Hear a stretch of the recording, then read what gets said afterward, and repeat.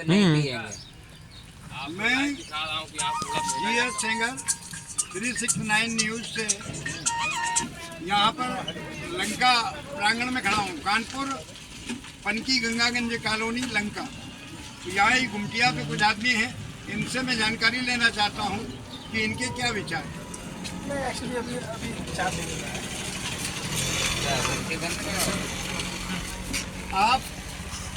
आपका शुभ नाम?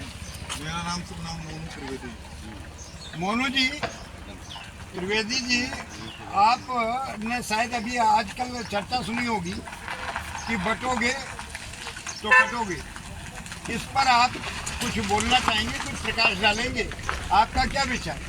मेरा ये विचार है, ये बात 110% सत्य है। अगर बटोगे तो कटोगे, अवश्य कटना ही पड़ेगा। तो ये समझ लीजिए, ये हमेशा से चला आ रहा मुगलों के शासन काल से। जो बटा है वो कटना पड़ेगा ही। ये प्राकृतिक देन है। आप जात में चाहे बटे, चाहे धर्म बटे, चाहे जिस हिस्से में आप बटेंगे समाज के, उसमें आपको कटना ही पड़ेगा, कुर्बानी देनी पड़ेगी। ये एक जिहाद की मानसिकता है जो ये अखिलेश यादव की सरकार इस तरीके की राजनीति, तुष्टीकरण की राजनीति कर रही है।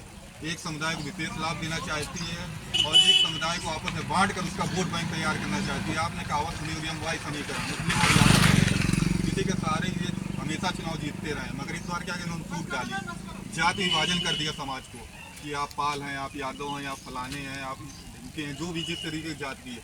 तो उनका ये वोट बैंक लेने का सीधा सीधा प्रहार करने का तरीका है। और इसमें हमारी जो गरीब जनता है, जो अशिक्षित जनता है, वो इस तरफ झुक जाती है और उनको वोट देती है। आपने सीधा से लोकसभा का परिणाम देखा होगा, ये उसी का परिणाम है। ये बांटना चाहते हैं जाति में हिंदुओं को। और मुसलमान की कोई जात नहीं करता। मुसलमान एक जात उसको पसमानदा, जो सबसे निचला तबका होता है, उनमें भी जाति व्यवस्था होती है, मगर उनकी कोई आज तक बात करने वाला ही नहीं बना है। तो ये जैसे अभी एक और नया मुहिम दे रहे हैं कि सब मिलकर के इकट्ठे हो, मुसलमान और अन्य सब, और जब ये मिलेंगे तभी हम कुछ पार पा पाएंगे। तो क्या इनकी जो राजनीति चल रही है ये ठीक है? मैं आपको एक बात बताना चाहता हूँ। वहाँ पर 184 वोटर मुसलमान थे। मुसलमान 184 वोटर, जिन्होंने पूरा लाभ लिया मोदी सरकार का। यहाँ तक कि घर और सिलेंडर, सारी व्यवस्थाएं ये आज तक के ये प्रिंटेड मीडिया और इलेक्ट्रॉनिक मीडिया में उपलब्ध है, मगर वहाँ से एक वोट में मोदी सरकार को नहीं मिला। एक वोट नहीं मिला। ये समझिए कितनी बुरी मानसिकता के ये लोग शिकार हैं कि मतलब ये सारा लाभ लेना चाहते हैं मगर वोट देना नहीं चाहते। ये नहीं चाहते कि देश के लिए कौन सरकार बेहतर है, कौन सैनिकों का सम्मान कर रही है, शहीदों का कौन सम्मान कर रही है, लोगों पर क्या घटना हुई है, आतंकवादी घटना पूरी तरीके से काबू पर है। अब कोई सरकार कितना कंट्रोल कर सकती है? कुछ विदेशी मुद्दे होते हैं, उनके लिए विदेश सरकार विदेशों में बहुत अच्छा है, मोदी सरकार का डंका बजा पूरी तरीके से।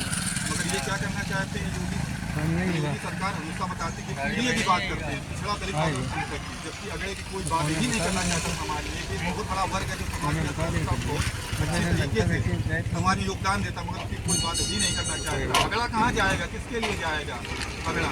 और मैं आरक्षण के अगले लोग पदों पर बैठे हुए हैं, चलिए वो अपनी शिक्षक बदले बैठे हुए हैं। आप आरक्षण लीजिए, व्यवस्था इसको कोई खत्म नहीं कर सकता। मैं इसका विरोध नहीं कर रहा, मगर आप एक मुक्त रहिए। देश के हित में जो कार्य हो रहा है, योगी सरकार राशन दे रही, मोदी सरकार राशन का लाभ लीजिए, सिलेंडरों का लाभ ले रहे हैं लोग बात। आयुष्मान भारत की योजना है, बहुत ऐसी अनगिनत योजना है जिनका व्याख्यान करना ये समझिए कि 10 मिनट वार्तालाप में संभव ही नहीं है। देखिए सीसामऊ का उपचुनाव होने जा रहा है, अवस्थी जी हमारे खड़े, उधर सोलंकी जी खड़े हैं।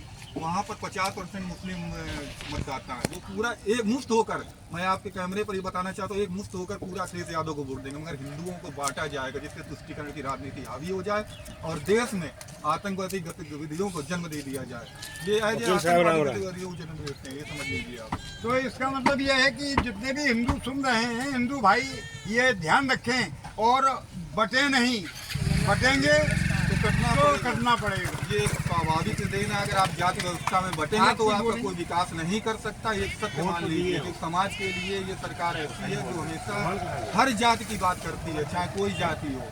मगर यहाँ ये अखिलेश यादव इस तरीके से पीढ़ी लाद कर, आपने लोकसभा चुनाव में देखा होगा, जाति व्यवस्थाओं बांट कर गरीब अशिक्षित जातियों को और उनका वोट लेकर अपना सीधे सीधे अखिलेश यादव समाज के क्यों नहीं उनको कोई यादव मिलता मुख्यमंत्री? देश में यादवों की संख्या कम हो चुकी है, मगर अपने परिवार का भरण पोषण करना चाहते हैं।